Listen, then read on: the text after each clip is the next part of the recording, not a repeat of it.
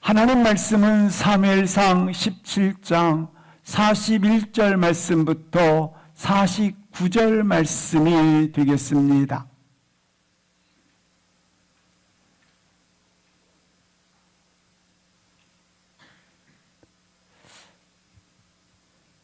하나님 말씀은 사무엘상 17장 41절 말씀부터 49절 함께 합독하십니다.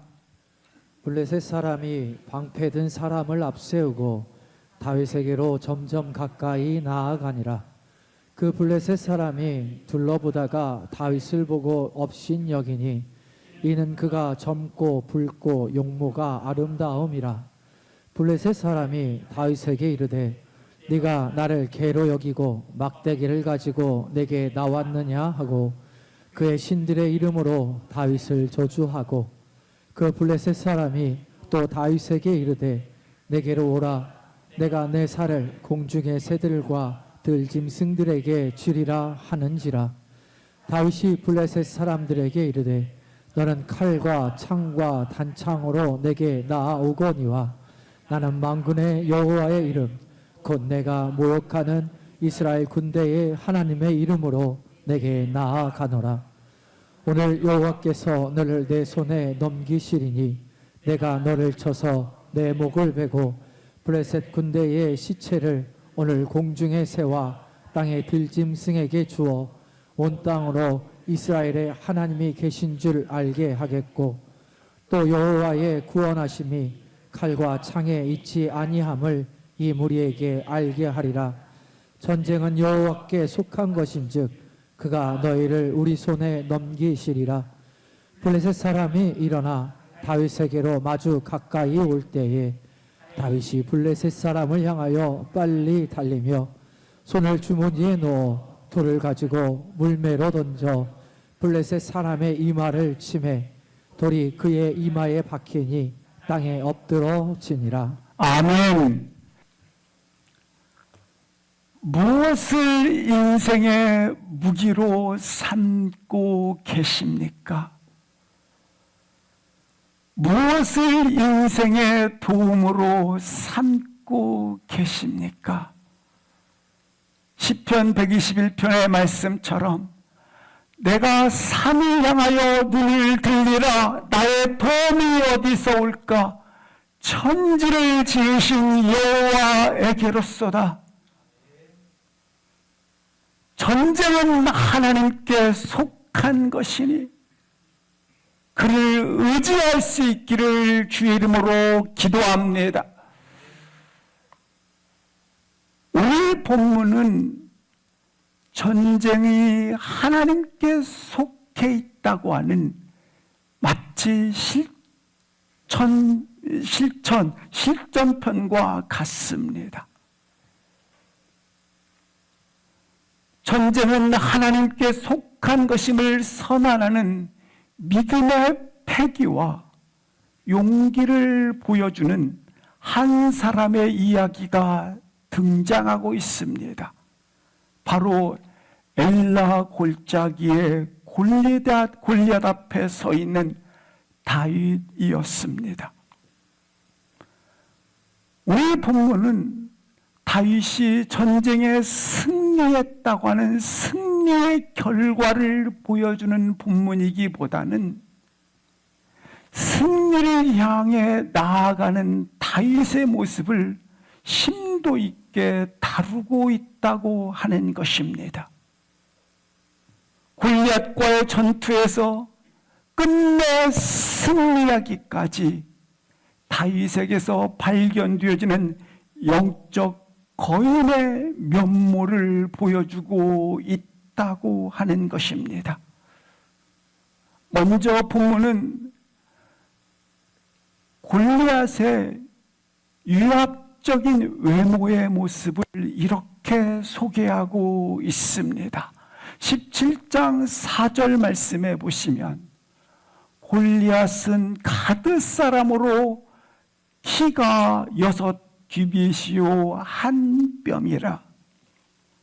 얼마나 그의 외모양이 위협적이었던지 이 이스라엘 백성들은 그의 외모적인 모습을 보고 한마디로 표현하면 싸울 기세를 다 잃어버렸다고 하는 것입니다. 그 키가 3m가 넘고 그리고 갑옷을 입었는데 그 킬로그램이 90kg 이상이고 창을 들었는데 10kg를 창을 들었기 때문에 누가 이 위협적인 모양 앞에 싸울 힘을 가지겠습니까? 그렇게 그는 외모양에 있어서 위협적인 자로 등장을 하고 있습니다. 뿐만 아니라 골리앗 앞에서는 그의 군사들이 방패를 들고 버티고 서 있는 것입니다. 이 골리앗에 대해서 성경은 그가 어떤 일을 하는 자인지를 정확하게 이렇게 설명해 주고 있습니다. 그는 싸움을 도두는 자였다. 지금 이스라엘과 블레셋은 엘라 골짜기에서 상대편 진영과 또한 다윗 진영 사이에 무려 40일간을 서로 대치하고 있는 상태에 있다고 하는 것입니다. 왜냐하면 지형적으로 섣부르게 누군가가 공격을 감행한다면 그들은 막심한 손해를 입기 때문에 이러지도 저러지도 못한 상태에서 40일간을 대치하고 있었다고 하는 것입니다. 그래서 블레셋 사람들의 공격은 단 한 가지였습니다. 그것은 심리 전술이었습니다. 단지 골리앗이 앞에 등장을 해서 이렇게 싸움을 도두는 자인 것입니다. 그들은 결코 이 창을 이스라엘 진영을 향해서 던질 수 없는 그와 같은 마치 실전이 아닌 흉내만 낼 수밖에 없는 그러한 40일의 대치 시간을 보냈다고 하는 것입니다. 그가 이렇게 싸움을 도두는데 어떻게 도두냐면 이스라엘의 하나님, 그의 이름을 모욕하고 능욕하고 그리고 온갖 조롱과 비웃음을 퍼붓고 있다고 하는 것입니다.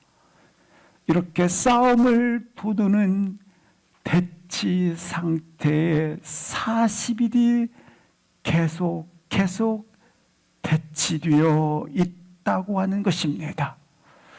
이때 블레셋의 장수였던 골리앗은 어떤 위치에 공격을 퍼붓고 있는가? 8절 말씀을 보시겠습니다. 그는 자기 진영에 서 있습니다. 서서 이렇게 이런 시점에 서 있었다고 하는 것입니다. 25절 말씀을 보시겠습니다. 시간이 점점 지나면서 다윗이 아버지의 심부름으로 올라올 시점에는 이 골리앗이 이스라엘 진영으로 한 발자국 한 발자국 큰 소리로 하나님을 모욕하며 가까이 다가오고 있었다라고 소개를 하고 있습니다. 골리앗은 이제 계속 골짜기를 가로질러서 이스라엘 진영으로 이렇게 건너온 것입니다. 그가 이스라엘 진영의 경계를 헐고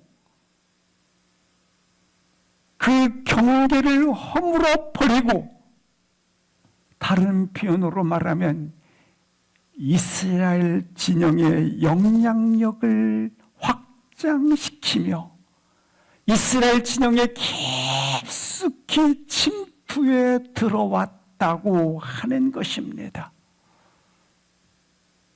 아주 끈질기게, 아주 집요하게 이렇게 진영 깊숙이 파고 들어왔다고 하는 것입니다.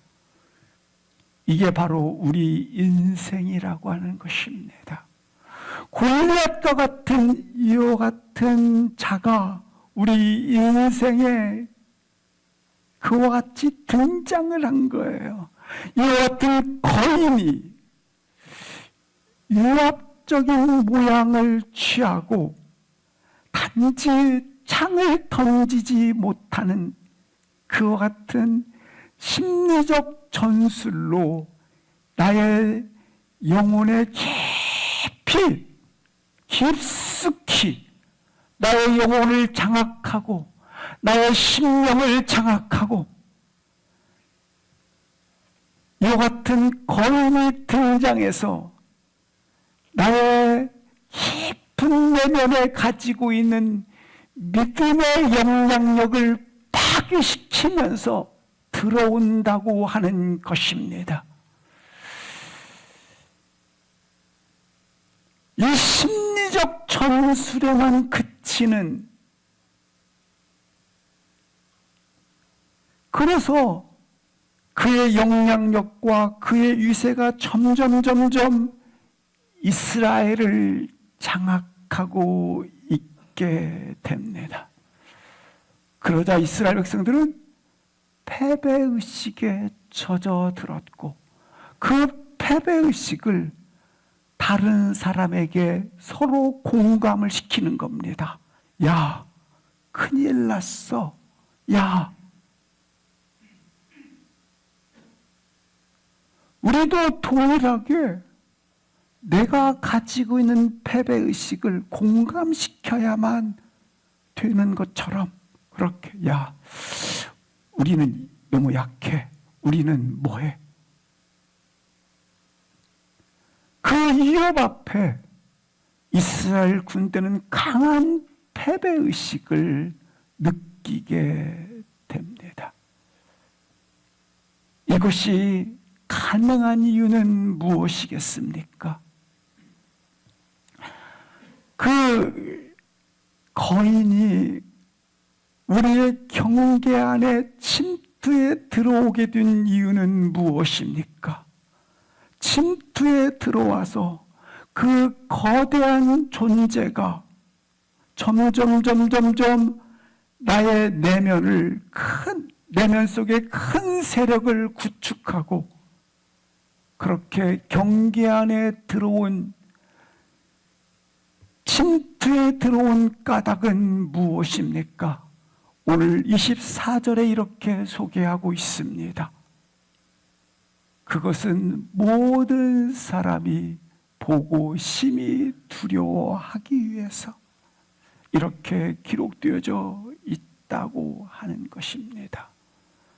처음에는 블레셋의 그 진영 안에서 그 위치가 멀리 서서 고함만 쳤어요.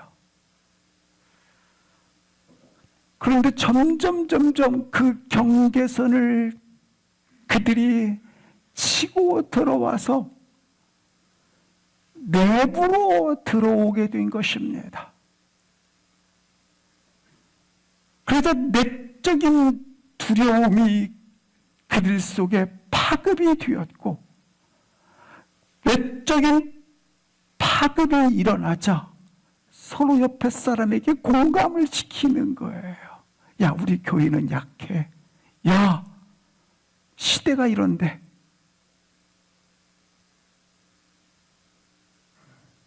그래서 함께 믿음이 걷잡을 수 없이 가지고 있던 믿음들이 무력화되어 버리는 것입니다. 그 무력화된 내적인 믿음에 가지고 있었던 그 용기와 힘들이 뭘로 바뀌었냐면 심히 두려움으로 바뀌어 버렸다고 하는 것입니다.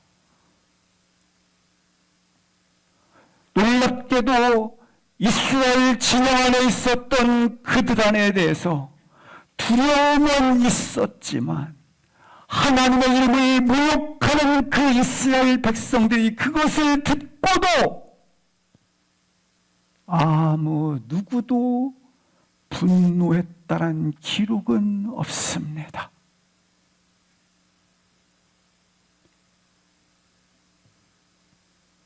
그들의 지혜는 너무할 것 없이 함께 떨고 있습니다.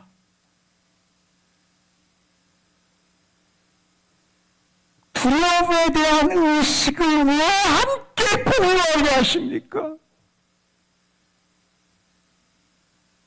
자기로 끝나야 되는데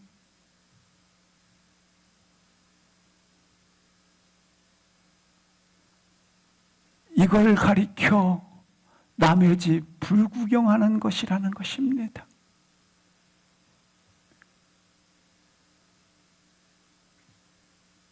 여기저기에서 수군거림이 일어나게 됩니다. 그 이스라엘 진영을 내부 안에서 25절 보시겠습니다. 어떤 수군거림이 일어나는가?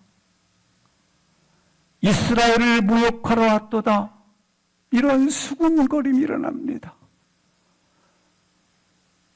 그 골리앗을 죽이는 그 사람에게 왕이 많은 재물 준대, 공주 준대, 세금 면제해 준대.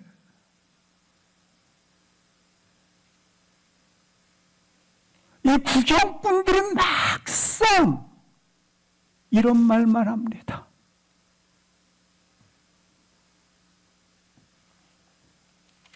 싸움의 주역으로 내가 골리앗과 싸우리라는 소리를 하지 않고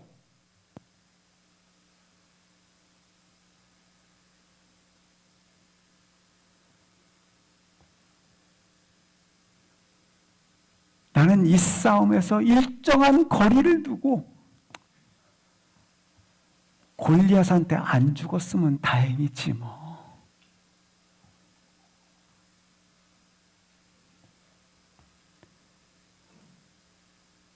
내가 이 골리앗과 싸움에 직면하리라고 하는 절대 이 생각은 하지 않아요.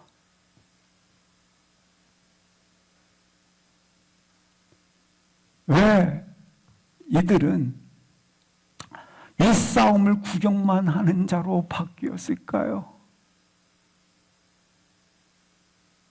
왜 이들은 두려움만 있지 성경에 한 번도 기록되었지 않는 분노는 일어나지 않을까요?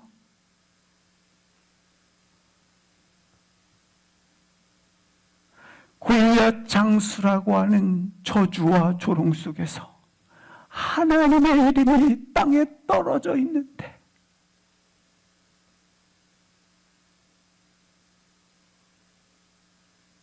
왜냐하면 그들은 자기 자신과 하나님과의 관계를 어떤 적용도 하지 않고 있기 때문에 그렇습니다. 하나님의 말씀과 그리고 나 속에서 이 말씀을 적용해야 하는데 말씀에 이런 말씀이 있습니다. 힘냅시다. 이 이야기는 해도 자기 속에는 적용하지 않는 거예요. 자기 자신에게 전혀 개입시키지 않는 거예요. 나와 무슨 상관이야? 나 살면 돼. 거인 손에 내가 죽지 않으면 돼. 바로 이때 두려움의 사기를 완전히 잃어버린 그 군대 앞에 진정한 한 거인이 등장을 합니다. 그가 바로 오늘 본문의 다윗이에요. 이 소년 다윗은 군대 징병을 받을 수 없는 소년의 위치에 있어요. 단지 아버지의 심부름으로 이 전장에 나왔어요. 그런데 바로 그때 건너편에서 이 고함 소리가 들리는 거예요. 하나님을 모함하고 모욕하는 이스라엘 자기 민족이 얼마나 위기에 빠져 있는지 이 고함 소리를 듣고 들었어요. 하나님과 이스라엘 백성들을 조롱하고 비웃고 웃음 놓는 다윗이 이 소리를 듣고 경악합니다. 26절 보시겠습니다. 이 소리를 듣고 다윗이 결단을 합니다. 내가 저 골리앗과 맞서리라.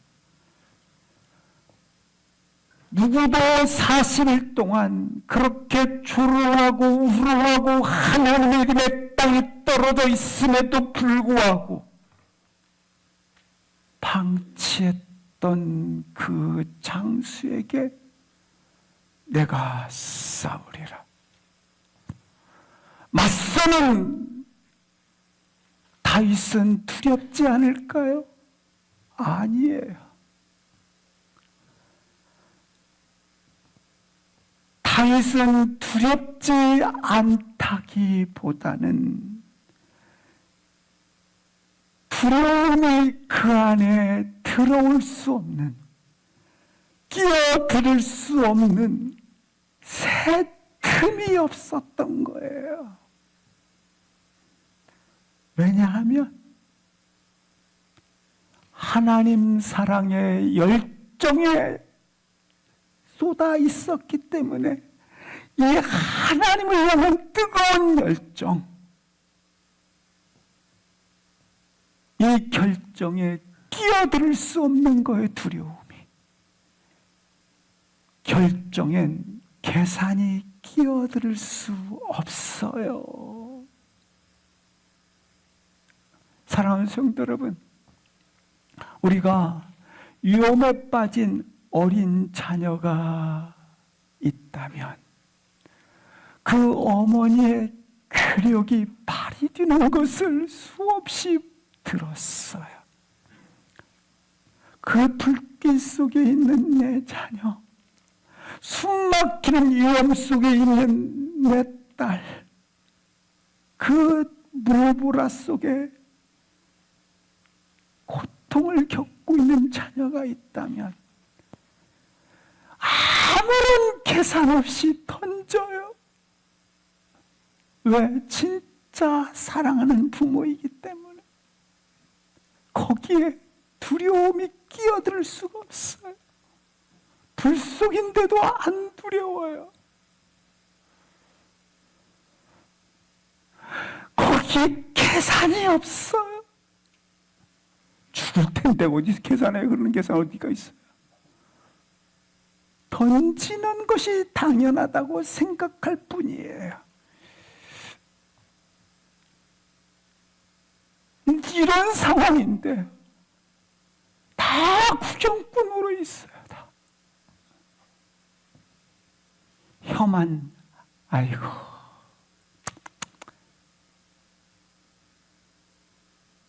팔짱을 끼면서 아이고 누가 저런 일을 할 수 있겠어. 여러분, 그들은 더 이상 혀만 차고 팔짱 끼고 계산하는 그 부모는 더 이상 부모가 아니에요.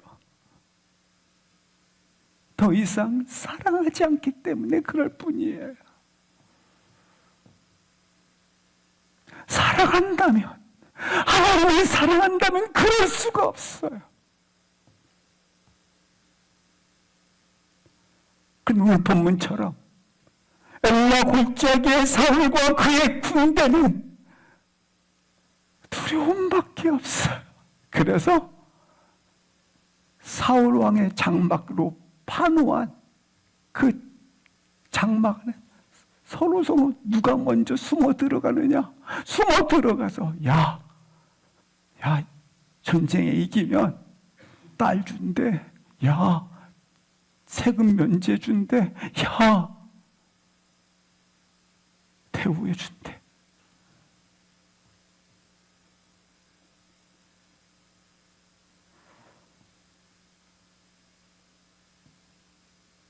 그런데 오늘 다윗은 두려움에 벌벌 떨며 전열을 상실한 나약한 군대 모습이 아니었어요. 왜입니까?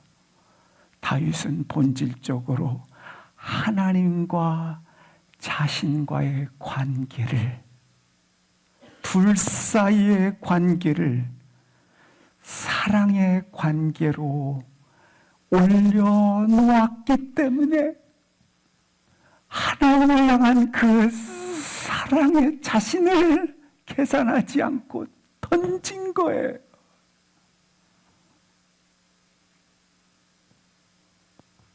그러나 철저하게 사울과 그의 탁월한 군사들은 사랑의 관계가 결핍되어져 있어서 결국 이처럼 나만 살겠다라는 것입니다.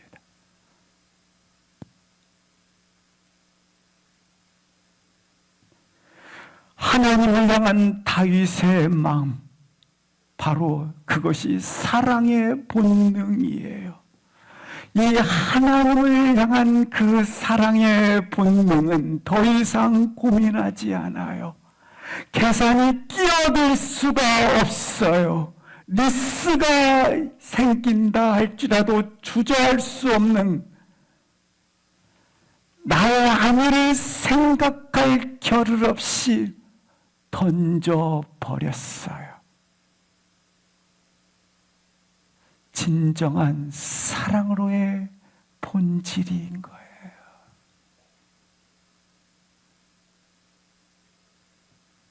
사랑하는 성도 여러분, 우리의 삶 가운데 더 이상 두려움과 싸우지 마시고 하나님을 향한 사랑을 따라 가세요.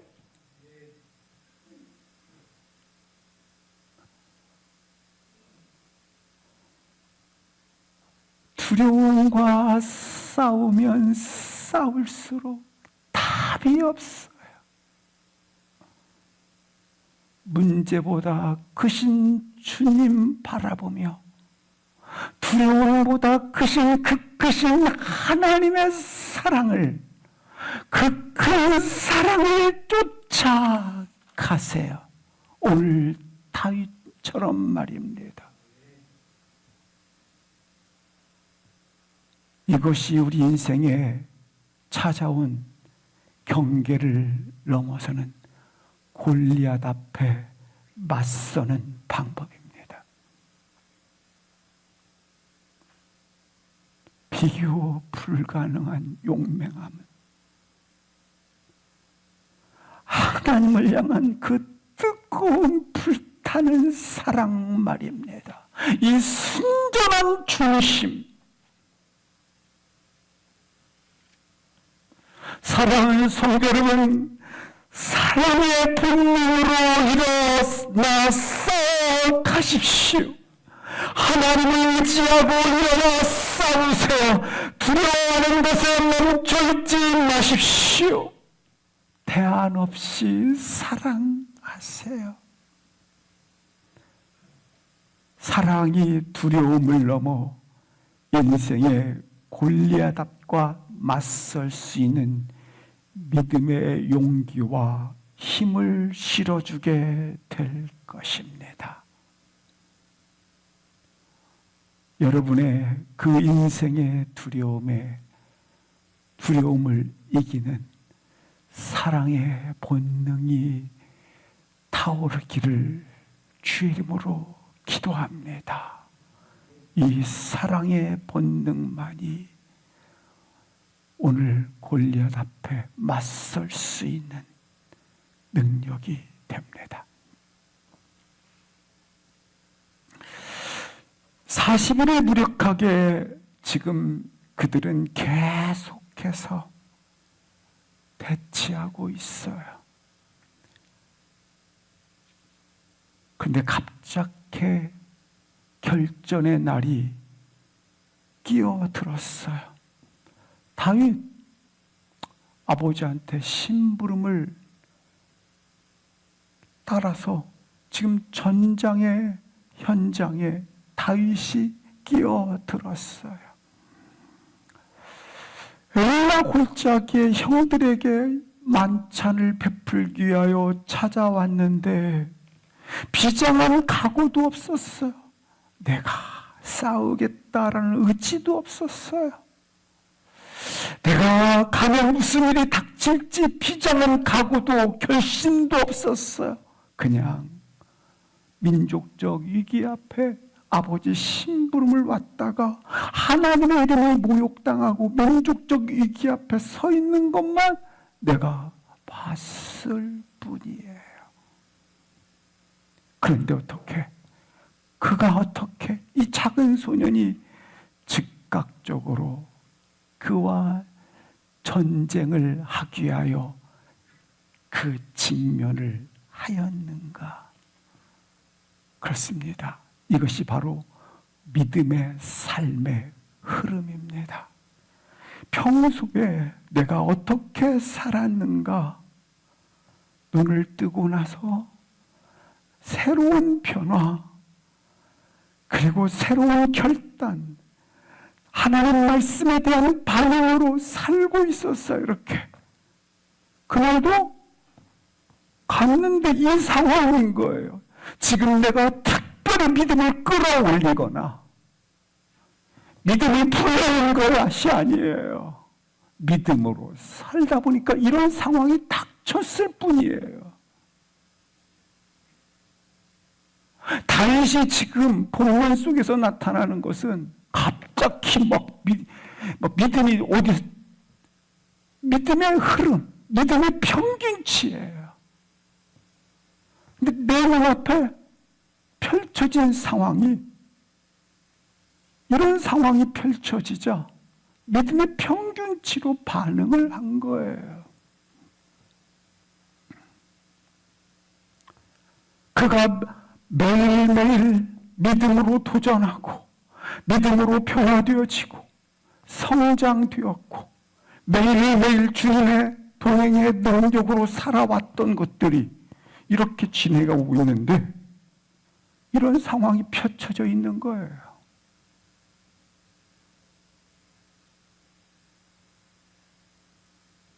그렇게 매일매일 믿음으로 도전하고 믿음으로 변화되어지고 믿음으로 그 자리에 동행의 능력을 가질 수 있기를 주의 이름으로 축복합니다.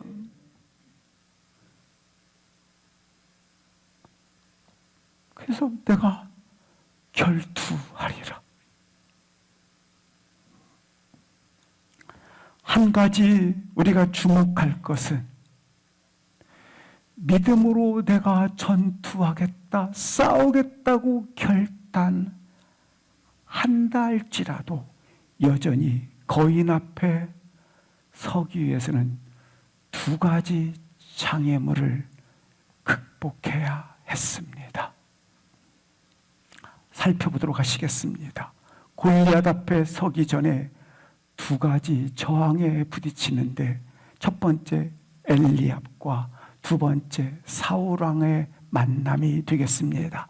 28절 보시겠습니다. 첫 번째 저항, 엘리압이 다윗에게 이렇게 말합니다. 너는 내 양들을 누구에게 맡겼느냐? 너는 참 교만하구나, 완악하구나, 전쟁 구경하러 왔냐?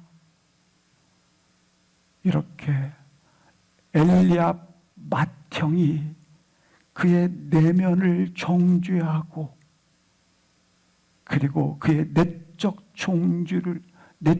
동기를 정죄하고 비난하고 있어요.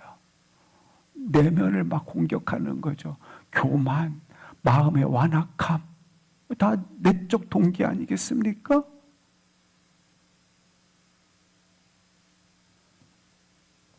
사울은 어떻게 하는지 보시겠습니다. 33절 보시겠습니다. 사울이 다윗에게 이르되 너는 소년이고 너와 맞서고 싸우려고 했던 그분은 그 자는 어릴 때부터 골리앗은 용사야. 이 말은 무슨 말입니까? 자격이 안 돼. 너는 현실적 조건 속에서 안 돼.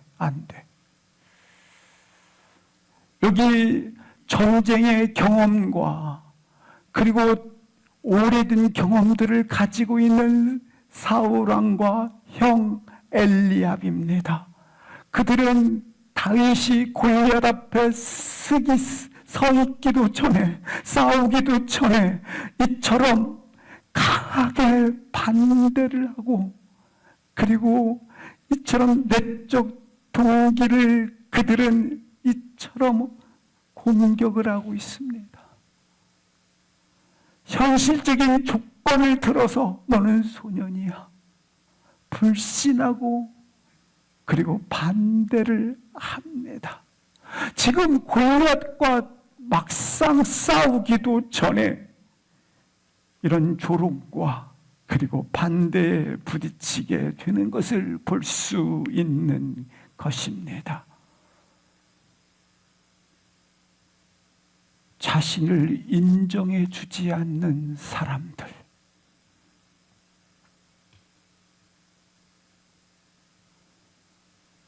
지금 골리앗과 싸워야 되는데 자신과 함께 있는 사람들이 자신을 인정해 주지도 싸워야 됐을 대상 앞에 서기도 전에 모든 경험과 싸움에 대한 경험과 이걸 다 가지고 있는 사람들이 너는 안 돼. 사랑하는 성도 여러분, 우리가 하나님의 나라를 세워가고 있는 사역들을 하고 있어요. 이 사역대에 있어서 프로가 되면 안 돼요.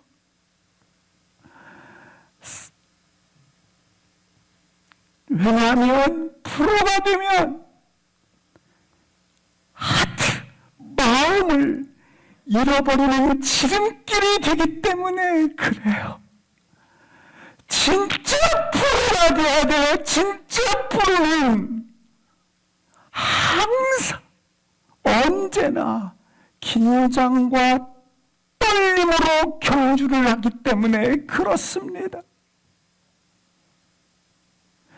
예를 들어서 예배를 드림에 있어서도 프로는 있지 않아요. 어제 드렸던 예배 오늘 또 드리니까 드려지는 그 예배가 설렘과 두려움과 떨림이 없어요.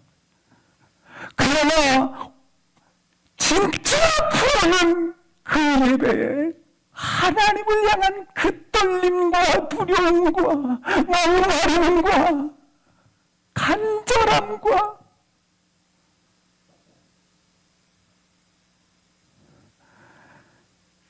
그 프로식을 경계해야 돼요. 왜냐하면 이 프로식은 하트 마음을 잃어버리는 지름길이 되어버리기 때문에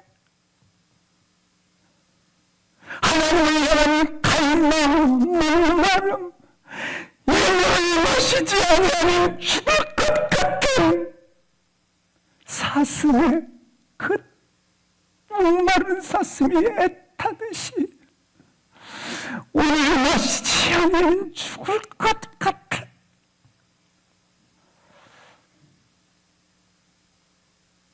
오늘 다윗은 그와 같았어요. 10%는 있잖아요. 아이고, 여유라는 거 좋아요. 그러나 이 여유를 사랑하는 성도 여러분 꼭 기억하세요. 이 여유를 사랑하는 성도 여러분, 나의 그 여유를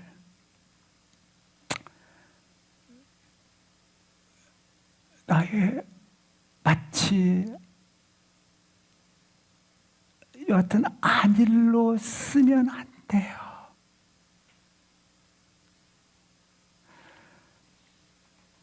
왜냐하면 그렇게 진짜 프로는 마치 독립투사와 같아요. 얼마나 갈망하고 간절하고 타는 목마름이 걷던지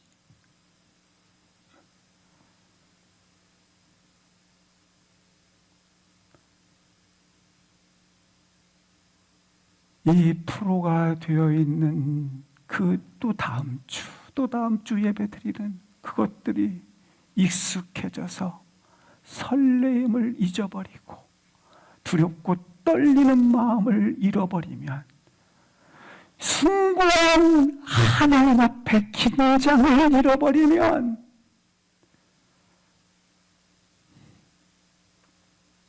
여러분 예배의 영역뿐만 아니라 모든 삶의 영역에서 적당히가 돼버려요. 대충이 돼버려요. 다시 한번 위대한 진짜 프로는 끝까지 치열하고 끝까지 진지한 줄 믿습니다.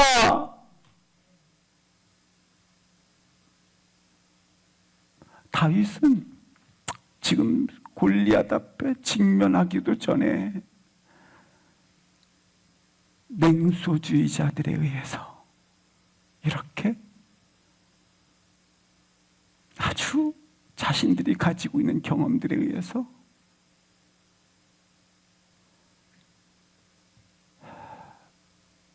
반대하고 있어요.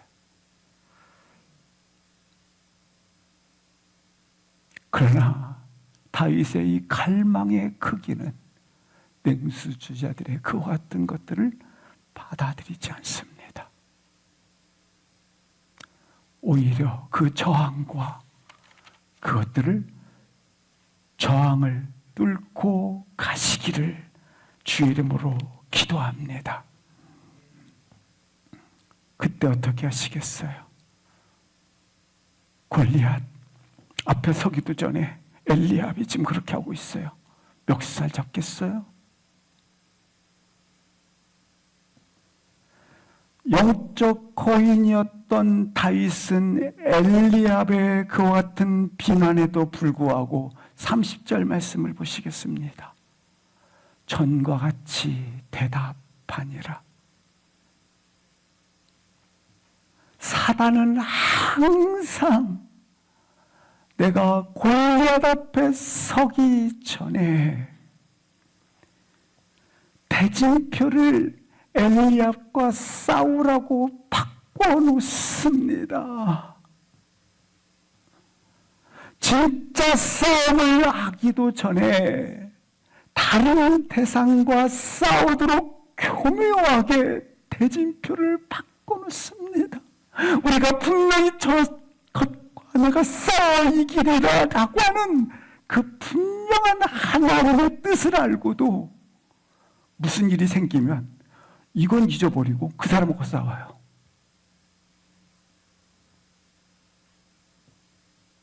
뭐 거의 그래요, 거의.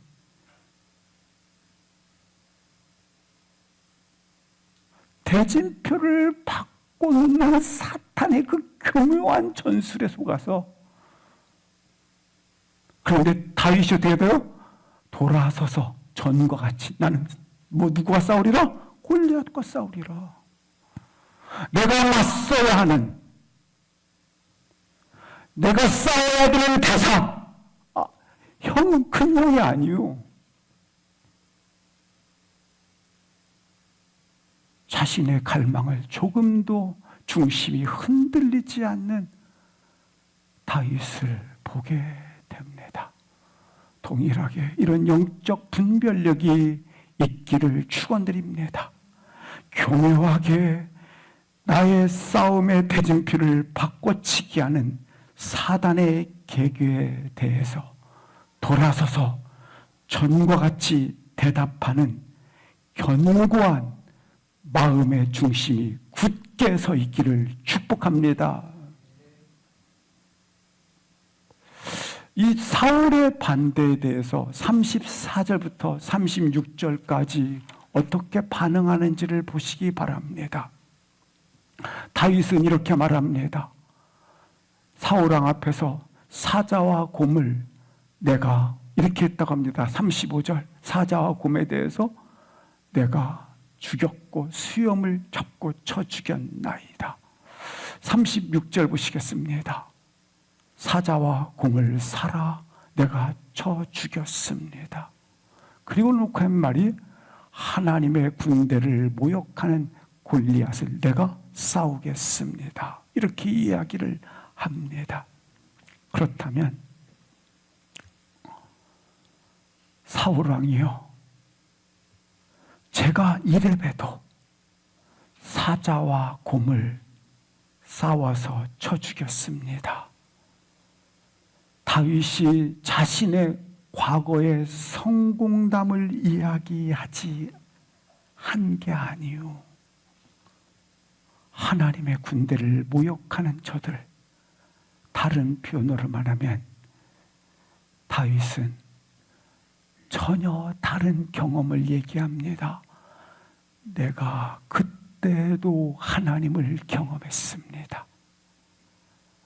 마찬가지로 골리앗 싸움과도 내가 하나님을 경험할 것입니다. 우리 간혹 가다가 얘기 많이 들어보면 성공담을 쭉 이야기를 하는 경우를 종종 듣습니다. 그때 들으실 때 하신 분도 조심해야지만 듣는 분도 꼭 기억해야 할 것이 무엇입니까? 자신의 경험담을 이야기할 때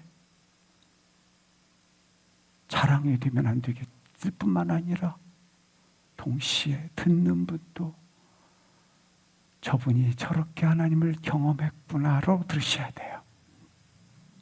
다윗이 지금 말할 때 내가 이렇게 해서 성공했습니다가 아니라 나는 이런 하나님을 경험했습니다. 영적 불구자는 자기 성공담을 얘기하지만 영적 거인은 하나님을 경험한 것을 얘기합니다.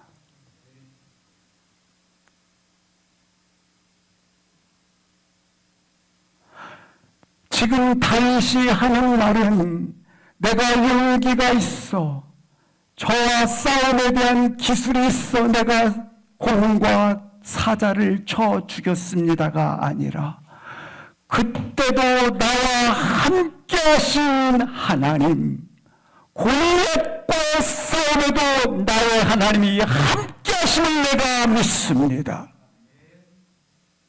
할렐루야. 사자를 때려 눕힌 것, 곰을 쳐 죽인 것은, 그 성공은 나에게 두려움을 없이 해준 것이 결코 아니요,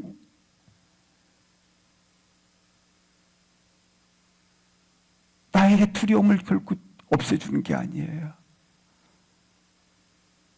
믿음에 관한 말씀이에요.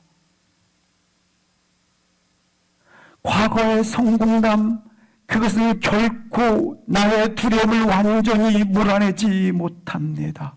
내가 이전에 어떤 일을 했다 해서 오늘 다시 힘든 일을 만나지 않는 게 아닙니다. 두려움을 없이 하는 것이 아닙니다. 두려움을 없이 하는 것은 내가 여전히 그때나 지금이나 나의 하나님께서 함께 하십니다를 붙잡는 것이 두려움을 없이 해줍니다.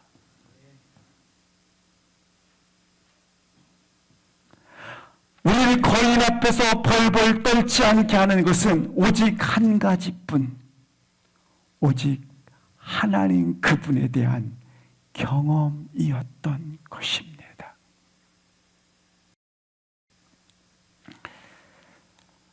사랑하는 성도 여러분, 다시 한번 믿음의 크기로 이기시기를 축복합니다.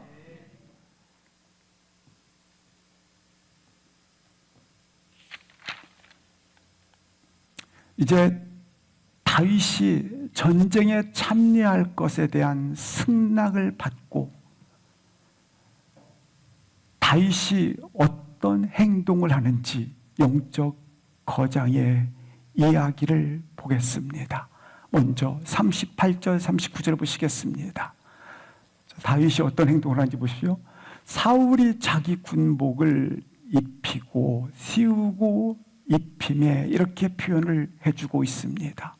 왕의 갑옷을 그가 입힘에 39절 보시겠습니다. 그가 다 벗고 말씀하고 있습니다. 왕의 갑옷을 거부한 다윗이었습니다.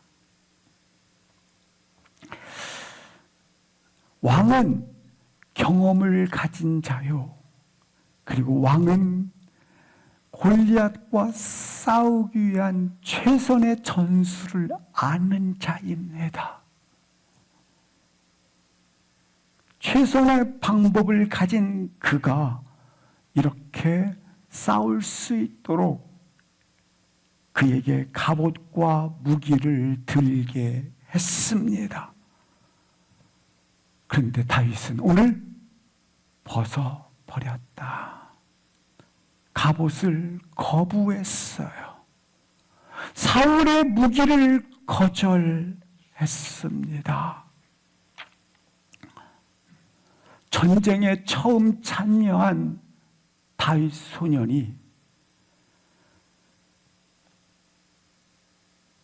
누군가의 도움도 거절한 채 이렇게 벗어버렸어요. 그리고 어떻게 하는가? 벗고 40절 말씀을 보시겠습니다. 벗고 손에 막대기를 가졌어요. 자신만의 무기를 들었다고 하는 것입니다. 사랑하는 성도 여러분, 저만의 무기를 가지시기를 주의 이름으로 기도합니다. 세상에서 저만의 무기를 바라세요. 다윗 그가 왕이 입혀준 권력, 왕이 입혀준 성공, 세상에서 말하는 이익들, 세상의 것들 갖지 말라라는 얘기를 하는 게 아니에요. 단지 꼭 필요로 하지 않는다고 말하는 거예요.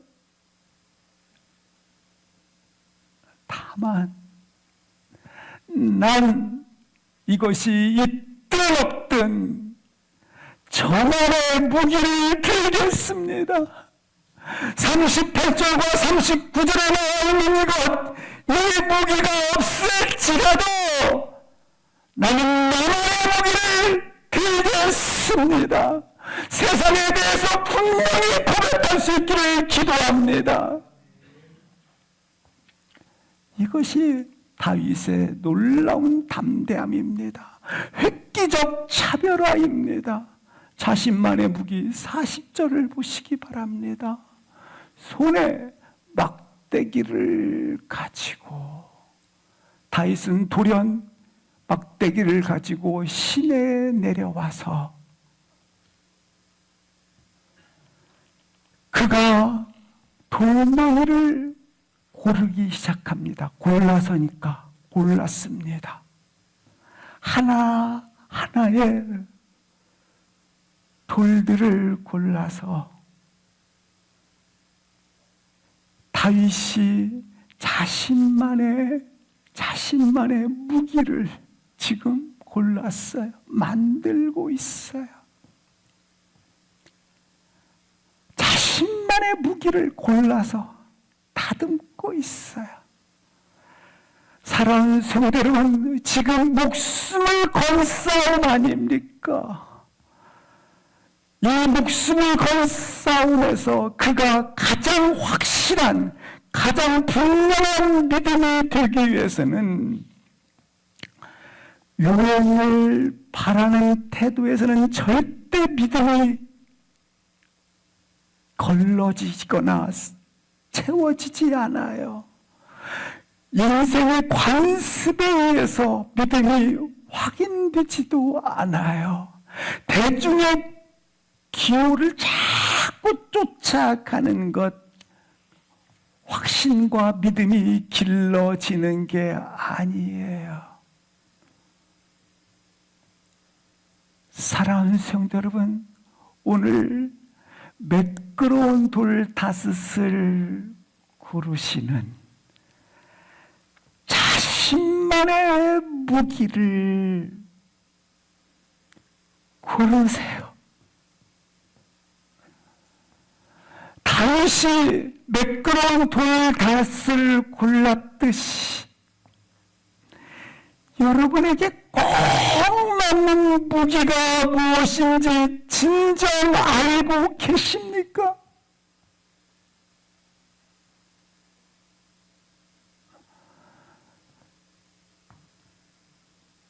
여기 자신만이 가진 이 무기를 골랐다고 하는, 이것은 다른 말로 말하면 한순간에 골랐다는 것이 아니라 지금까지 다윗이 살아왔던 여정 속에서 오랫동안 길고 닦고 왔다라는 거예요. 자신만의 무기, 이것 없이 살아보세요. 평생 지내고 나서 헛살았다. 인생, 두려움, 무엇을 손에 쥐어도 인생은 비참해요.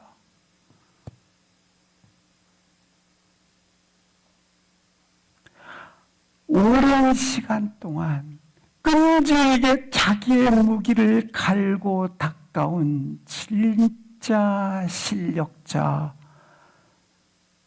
나오기를 기도합니다. 하나님만 의지하는 믿음 안에서 하나님께서 여러분에게만 주신 인생의 무기를 갈고 닦는 그 은혜가 있기를 축복합니다. 다윗의 행동을 보시기 바랍니다. 자신만의 주무기인 무기가 있었는데 그게 물맷돌이지 않습니까? 물맷돌을 주머니에 넣고 챙겼어요. 시내에서 매끄러운 5개의 물맷돌을 준비하게 됐어요. 저는 이 다윗을 보면서 마음에 참 눈물이 나요.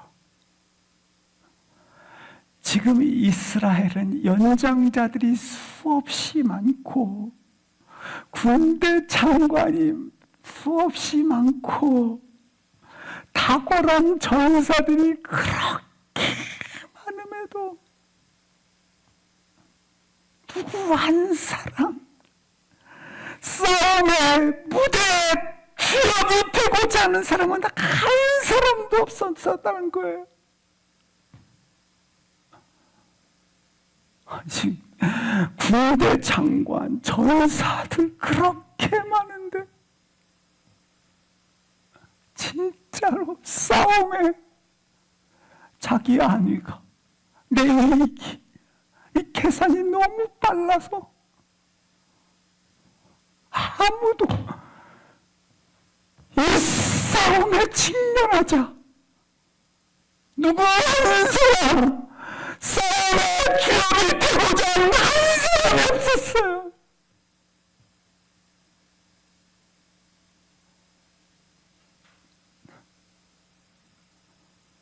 왕과 군사와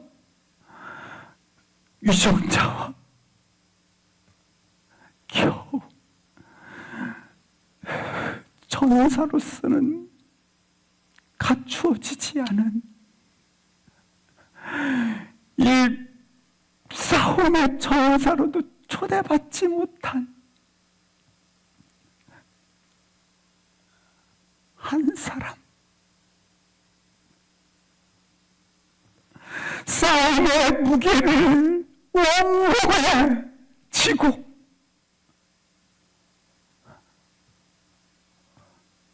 다윗 홀로 싸우겠다고.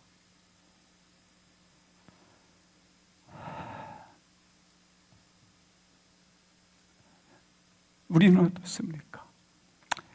시간 나한테 손 안 죽으면 되지 뭐. 신앙 그냥 나 좀 이렇게 좀 편하다가 뭐 가면 되지 뭐. 다윗의 이 고독을 봅니다. 쭈그려 앉아 눈맷도 고르면서 참 얼마나 고독했을까. 그 마음이 얼마나 치열했을까. 주변을 돌아보니 아무도 없구나. 나도 도끼자. 나도 뒤로 빼자. 나도 한 발 뒤로 물러서자. 야, 상식을 가지고 너의 안위를 생각해야지 무슨.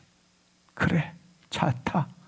갑옷도 내가 안 받았으니 얼마든지 그렇게 생각할 수 있지 않겠습니까? 이게 다윗의 비범함이에요. 나는 결코 물러서지 않으리라. 나는 결코 도망치지 않으리라.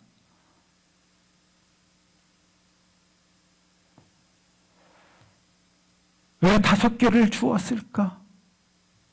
한 번 던져 실패한다 할지라도 또 2번 던질 것이고 또 실패한다 또 던질 것이다. 다시 던지리라. 4번 뒤맞아도 5번 던지겠다는 그 믿음의 의지가 오늘 5개의 돌을 주었어요. 반드시 이기리라. 반드시 최후 승리를 하나님이 주시리라. 5번째까지 다시 던지겠다고 하는 믿음 말이죠. 그리고 골리앗을 향해서 그가 말합니다. 양쪽의 군대가 지금 하늘을 지어 대치하고 있는 그 중심에서 거대한 적국의 장수에게 다윗이 뭐라고 합니다. 뭐라고 말합니까? 너는 칼과 창과 단창으로 내게 나오지만 난 그게 없다. 아니, 난 그게 필요치 않다. 왜냐하면 나에겐 여호와의 이름이 있다. 네가 조롱하고 무시하고 짓밟히는 여호와 이름이 내게 있다. 나는 분노한다. 너로 인해 실추된 하나님의 이름, 그 존재에 대해서 나는 너에 대한 분노가 있다. 너로 인해 의심받는 하나님의 능력에 대해서 분노한다. 기필코 싸울 것이다. 기필코 승리할 것이다. 전쟁은 오직 여호와께 악한 것임을 내가 너에게 보여줄 것이라.